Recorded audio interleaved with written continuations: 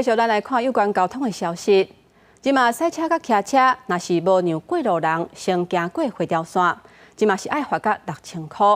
不过昨昏伫咧高雄的公山，发生有过路人行路弄红灯的情形，有汽车伊停落来让伊先过，不过煞是去后壁的乌托派弄着。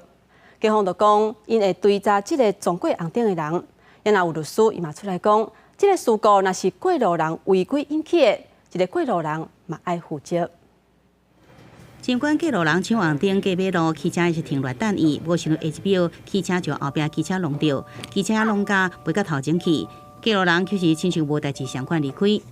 因行人并未驾驶动力交通工具，所以不构成刑法肇事逃逸罪行。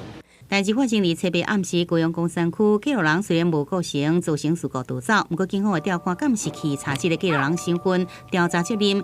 汽车让违规过路人出车祸，引发网友的议论。行人因为闯越红灯，所以才发生事故，当然行人必须负起责任。汽车无让过路人对6月30日了后，上悬刑处6000块罚款。高雄到7日为止，已经处理170件无让过路人。实际来讲，路口汽车大部分会让过路人，不过过程中也看到西湾的车为着等过路人，徛伫路口，互伫驾车骑喇叭。而骑车人讲，拄到过路人，无论对方是不是违规，拢会让。也跟钱过不去了。行人于行人穿越道上站立而不立即通行，车辆仍应先行停让。行人仍不通行，可以绕至距离行人超过3公尺或3个整木纹之方式通过。